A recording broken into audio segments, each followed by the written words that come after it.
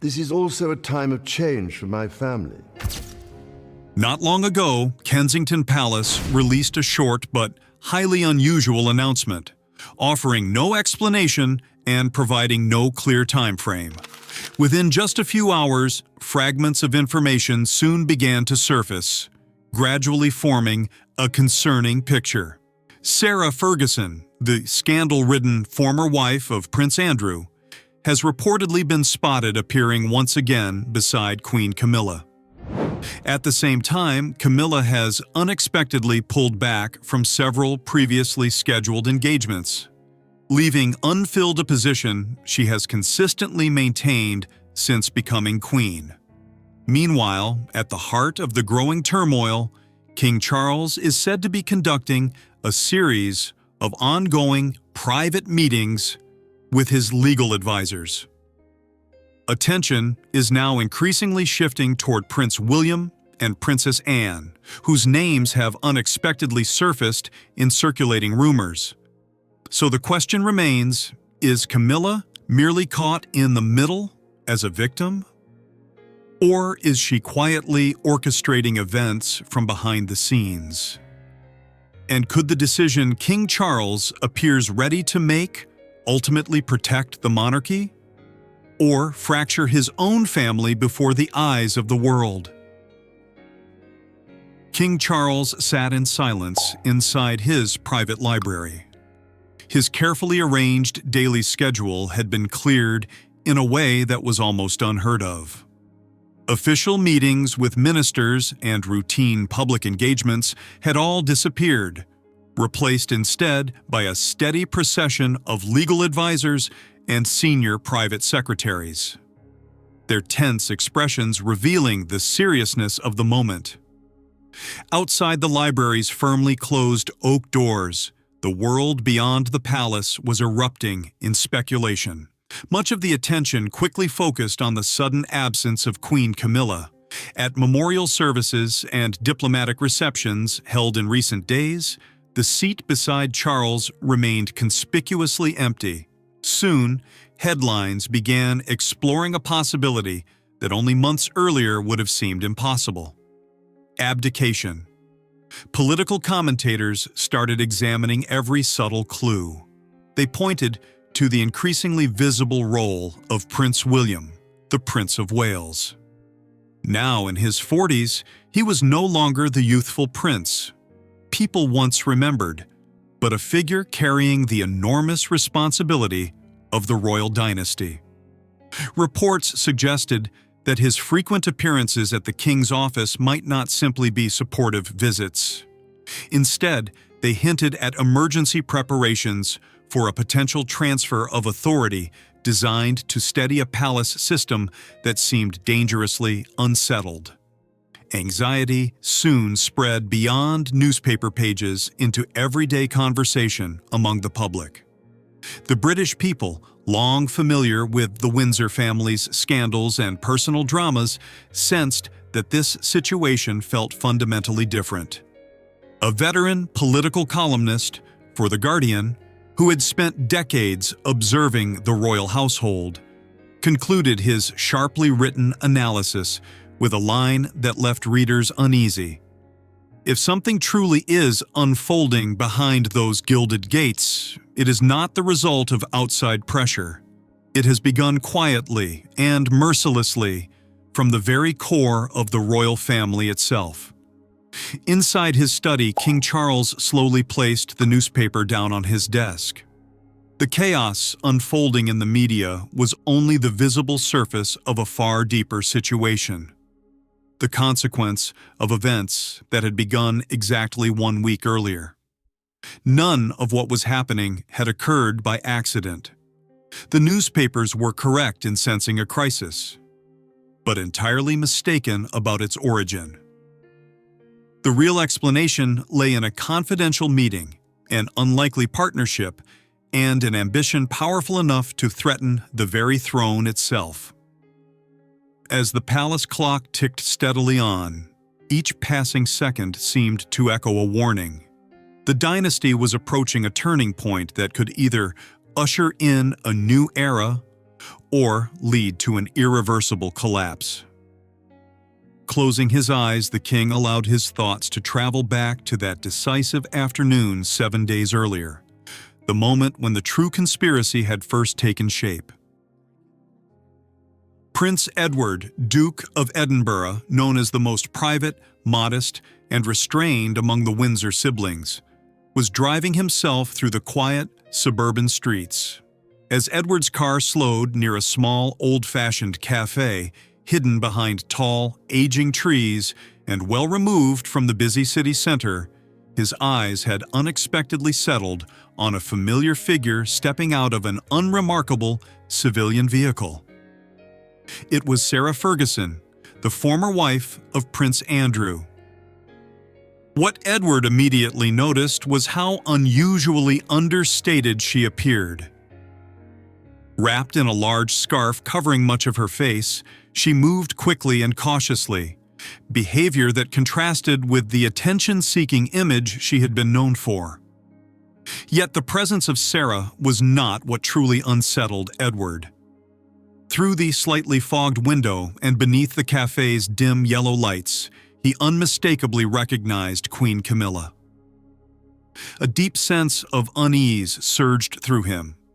Edward quietly parked his car a short distance away, using nearby trees to remain unnoticed. From that, he observed the scene clearly through the cafe window. The interaction between the two women lacked the casual warmth or friendly laughter that might be expected between longtime family acquaintances. Instead, the exchange appeared measured, deliberate, and filled with quiet calculation. Camilla seemed to dominate the conversation. Her face, usually composed and gentle beside the king in public appearances, now held a sharp determination. Her lips moved steadily as she spoke, occasionally pressing into a thin, unreadable line. Sarah Ferguson, by contrast, displayed a mixture of eagerness and deference. She nodded frequently, sometimes opening a small notebook to jot down notes, or gesturing toward a slim pile of documents lying on the table between them.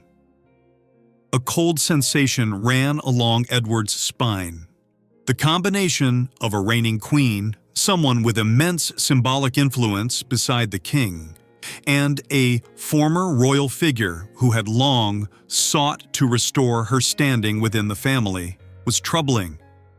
He watched carefully as Camilla slid a thick envelope across the table toward Sarah, the movement precise and discreet, suggesting it might not have been the first time such an exchange had occurred. Edward began to question himself. Was he misinterpreting what he saw? Was he simply intruding on the private affairs of his sister-in-law? Yet the instincts he had developed after decades witnessing the Windsor family's internal struggles told him otherwise.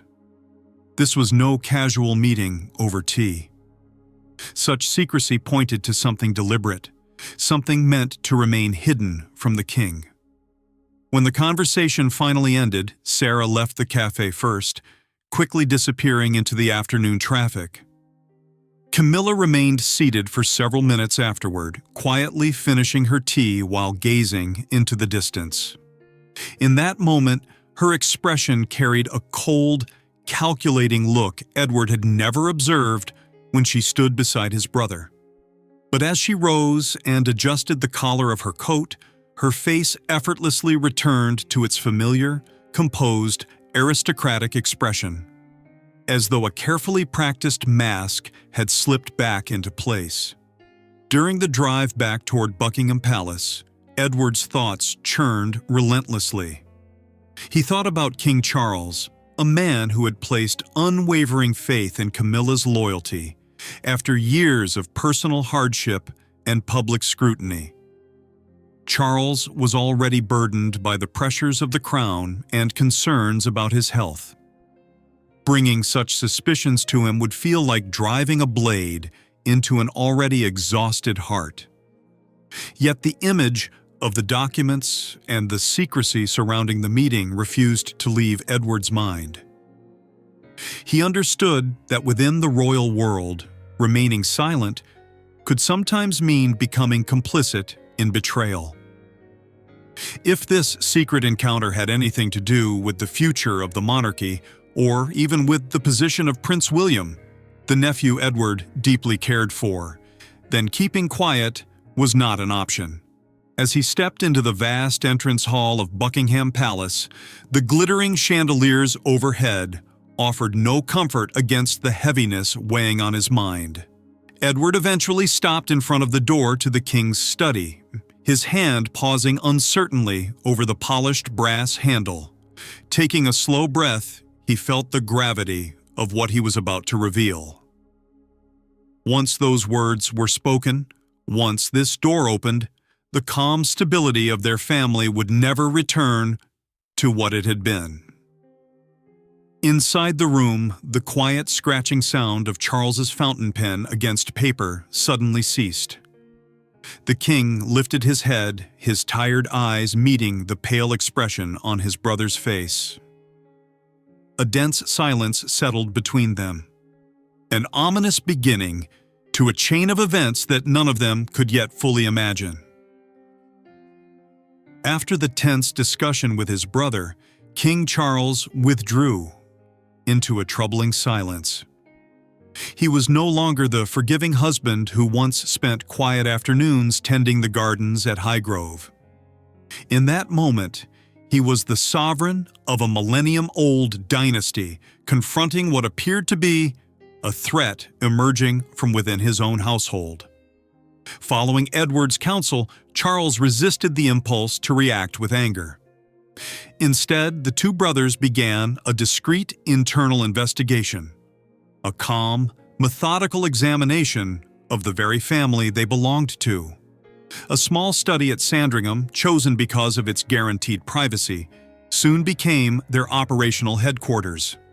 Inside that quiet room, a growing number of confidential files began to accumulate.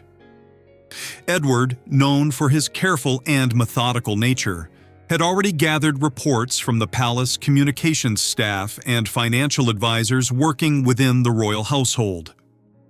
As they spread the documents across the polished oak table, the fragments of information slowly formed an unsettling picture. Charles moved a slightly trembling finger across headlines taken from obscure blogs and lesser-known tabloids.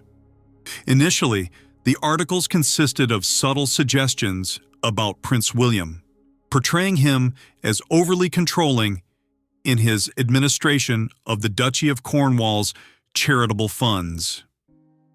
Selectively cropped financial documents and cleverly arranged statistics implied that the future king might be quietly consolidating personal financial influence beyond the oversight of the crown.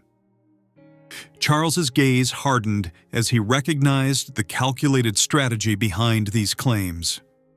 There were no outright accusations, only carefully framed questions designed to plant seeds of doubt among the public about the heir's honesty. Another cluster of reports concerned Princess Anne. Long celebrated as the most diligent member of the royal family, Anne was suddenly being portrayed as a rigid traditionalist, interfering excessively in the king's decisions. Select excerpts from internal council discussions had been leaked in a way that suggested Anne was obstructing efforts to modernize the monarchy. As Charles and Edward aligned the documents chronologically, a clear pattern began to emerge. Every damaging story targeting William and Anne had surfaced around the same time, shortly after the king had announced changes among senior palace personnel. The strategy behind these attacks did not aim for an immediate overthrow. Instead, it appeared intended to manufacture a gradual crisis of confidence. If William's credibility and Anne's reliability could be eroded, Camilla might become the sole figure Charles could fully trust. In such a scenario, she could effectively operate as an unofficial regent, holding real influence while the king's health inevitably declined. The most disturbing revelation arrived when Edward presented proof of a hidden connection. Through careful examination of financial transfers and communication records, he uncovered that Sarah Ferguson had not been acting independently. With her network of media relationships and opaque financial links, Sarah appeared to function as the operational strategist, coordinating the spread of damaging narratives and using her unique position as a former family insider to lend credibility to the claims. Behind Sarah's activities, however, there were signs of Camilla's discreet involvement. Charles felt a wave of shock as he read messages containing coded expressions that closely resembled the writing style of his own wife. Camilla had skillfully maintained a layer of separation, never appearing directly in financial records or communications. Yet she seemed to have provided extremely sensitive internal information, details that only someone living beside the king could have known, which Sarah then used to construct damaging narratives. The realization of betrayal spread through Charles like a slow poison. He remembered evenings when Camilla had comforted him, gently discussing William's stubborn nature or quietly remarking on what she described as Anne's tendency to overstep her role. Each of those reassuring conversations now seemed like calculated moves in a long strategic game designed to isolate him from his own family. As the investigation continued, Charles felt increasingly alone within the grandeur of the palace. The portraits of his ancestors hanging along the walls seemed to watch him with silent reproach, as though judging the blindness that had allowed such events to unfold. In his mind, Camilla's image shifted from the woman he had loved to a shadowy figure shaped by ambition beneath the glow of the crown. Years of public criticism and humiliation might have quietly fueled a deep desire for power, perhaps even a form of personal retribution against the very royal bloodline she had married into. Edward remained standing beside him, silently observing the turmoil reflected in his brother's expression. No explanation was necessary. Both men understood that the situation had moved beyond ordinary family tension. It had become a profound moral betrayal. Slowly, Charles closed the file before him. The simple motion felt like sealing the end of an entire chapter of his life. His hands were no longer shaking. The pain had hardened into determination. In that moment, he understood that if he wished to safeguard the dynasty his mother had spent her life protecting, he might have to assume the role of judge over his own marriage. That night, the king's private chamber inside Windsor Castle was wrapped in a heavy, strained silence, the kind that seems to precede a powerful tremor. King Charles stood near the window, with his back facing the door, his posture slightly bent as though the weight of his tailored suit had suddenly grown too heavy. When the oak door quietly shut behind him and the familiar scent of Camilla's lavender perfume drifted through the room, he remained motionless. The presence of the woman who had accompanied him through decades of triumphs and turmoil now sent an unsettling chill through him. When Charles finally turned around, he placed a dark blue folder carefully on the mahogany desk. This was no routine set of documents. It represented the collapse of the trust he once held. His eyes remained fixed on Camilla's face. Yet the reaction he had imagined never came. There were no tears, no panic, no desperate pleas. The Queen stood completely still, meeting the evidence before her with an almost unnervingly calm expression. Her acknowledgement came not through spoken words, but through the faint, bitter curve of her lips as she looked over the photographs, documenting her meeting with Sarah Ferguson and the copied pages of the leaked material. In that instant, the image of the gracious queen and devoted partner dissolved completely. In its place appeared a woman shaped by long-held wounds and a fierce ambition nourished by years of resentment. Charles felt as though his thoughts had become a battlefield. One side of him still longed for some explanation, no matter how unlikely, that could shield the woman he had chosen to marry despite the world's judgment. But another part of him, the monarch within, rose with unyielding authority. As he watched Camilla, he saw not regret but unmistakable defiance. She began moving slowly through the room, her fingertips gliding across antique furnishings in a quiet gesture of ownership. In her cold gaze, Charles could sense the grievances she had carried for years. The accusations that labeled her a destroyer of a marriage, the harsh criticism from the public, the distant reception from the royal court, and the constant presence of Princess Diana's memory overshadowing her. Camilla made no attempt to deny the accusations. She seemed to understand that Edward's carefully gathered proof left no room for excuses. Instead, her composure suggested a harsh truth. She had acted to secure her own future, determined that when Charles eventually passed, she would never again face a life defined by rejection. Weakening the standing of William and Anne was not merely an effort to gain influence, it was also an act of retaliation against a royal lineage that had never fully accepted her. By controlling the dynasty's direction, she sought a form of victory over the world that had once condemned her. The confrontation unfolded without raised voices or lengthy explanations. Only the sound of measured breathing and unbroken eye contact filled the room. Charles stepped closer, the physical distance between them narrowing even as the emotional divide grew immeasurable. Inside him, the conflict reached its highest point. If he chose silence and handled the matter quietly, the appearance of his marriage might remain intact. But doing so would betray William, betray Anne, and compromise the future of the monarchy.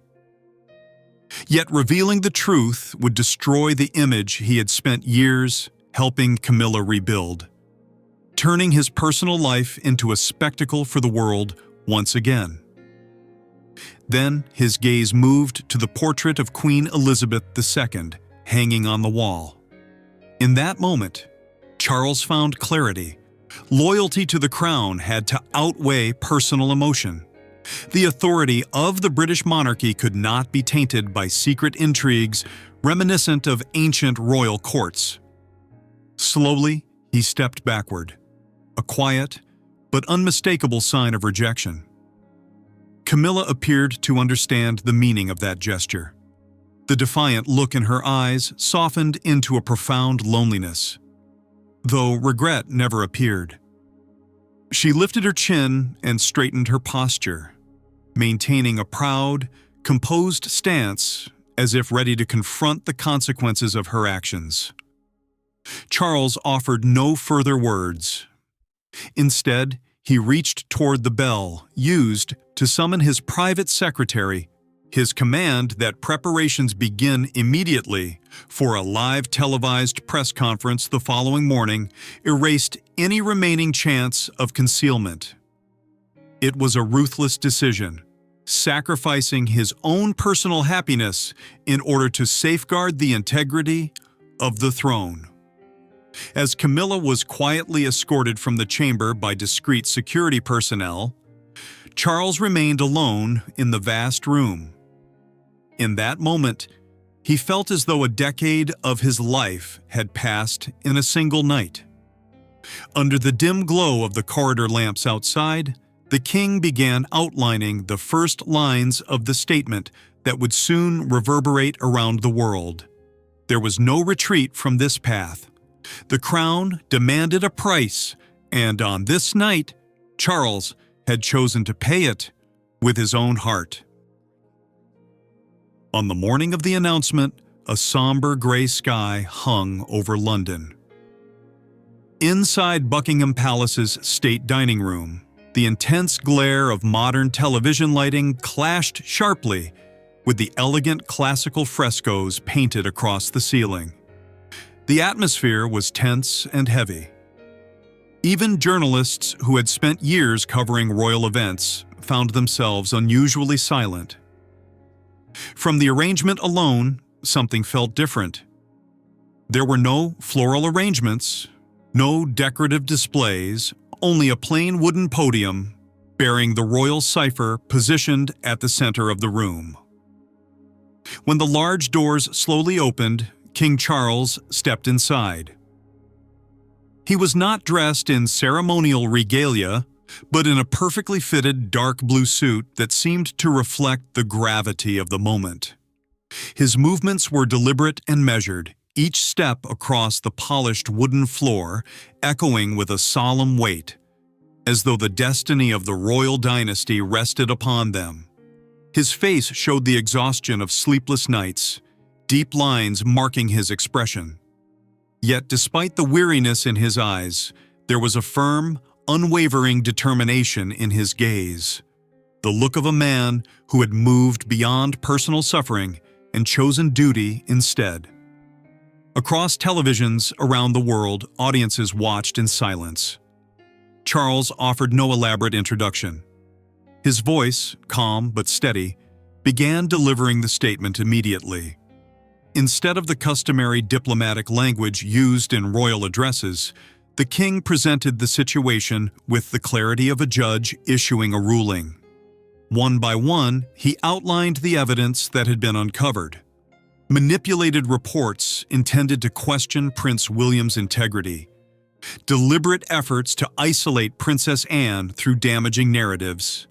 And attempts to misuse the reputation of royal charitable institutions.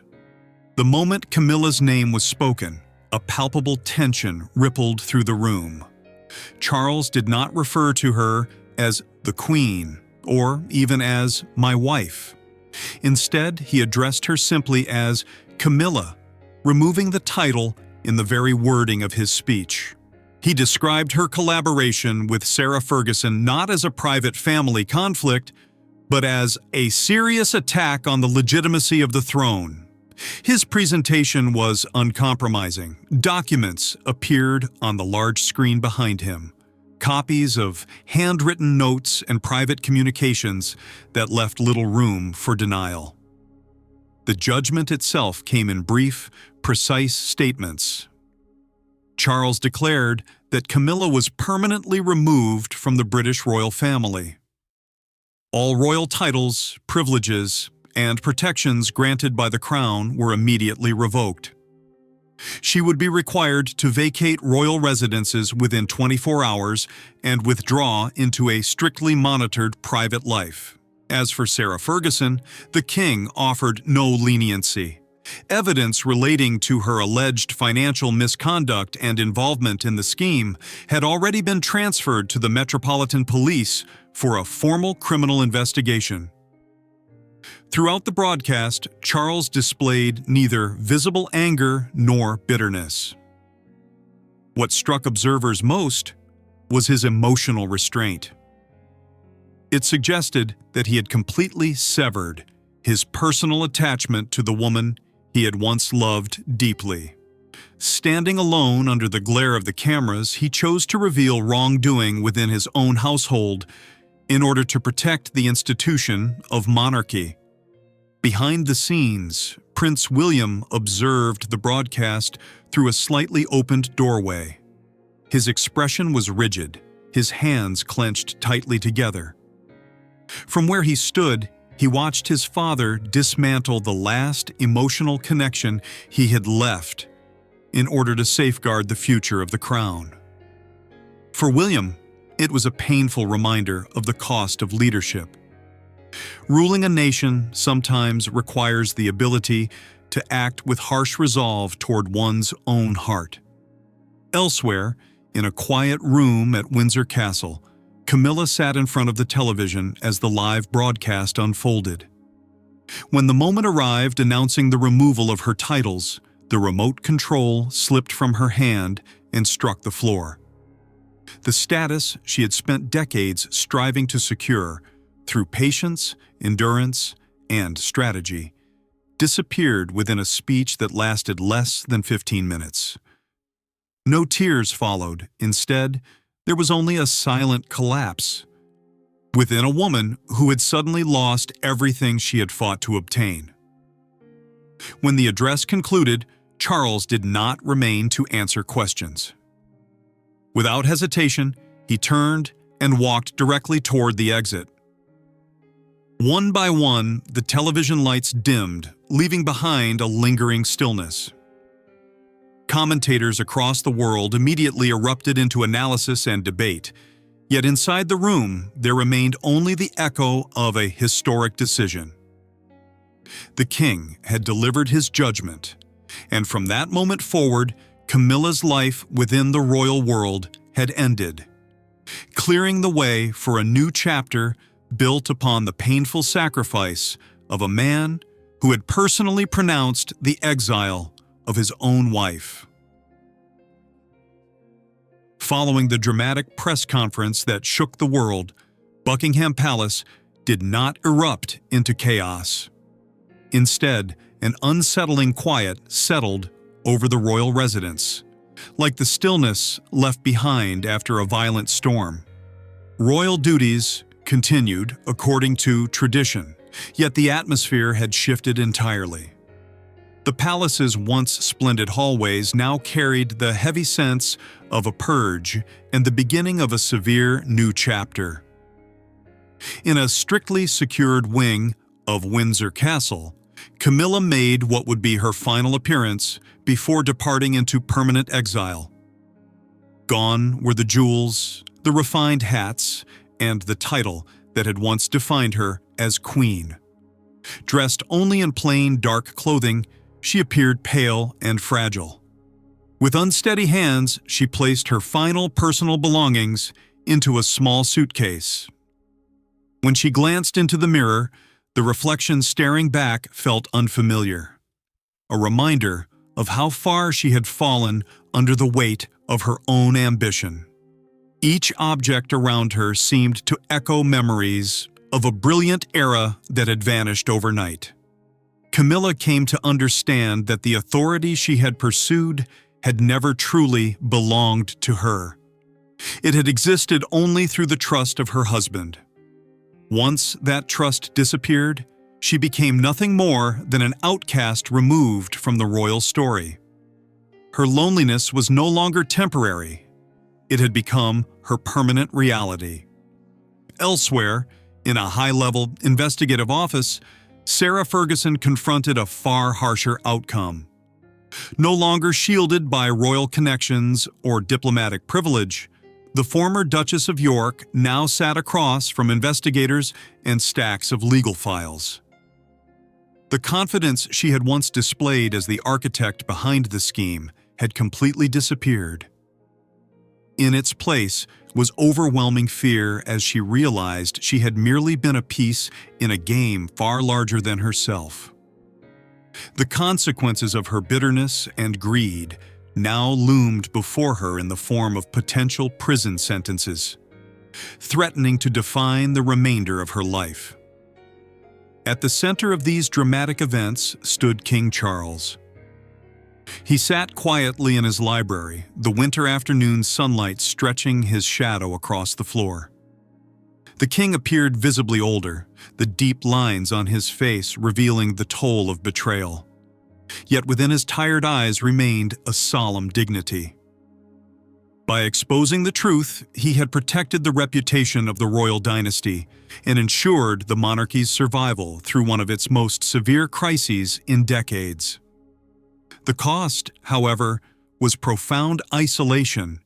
In the later years of his life, Charles had demonstrated that the crown is not a symbol of luxury. It is a burden that demands the sacrifice of even the most personal attachments. Yet amid the aftermath of collapse, a new sense of hope began to emerge. Prince William stepped forward, in a noticeably transformed role.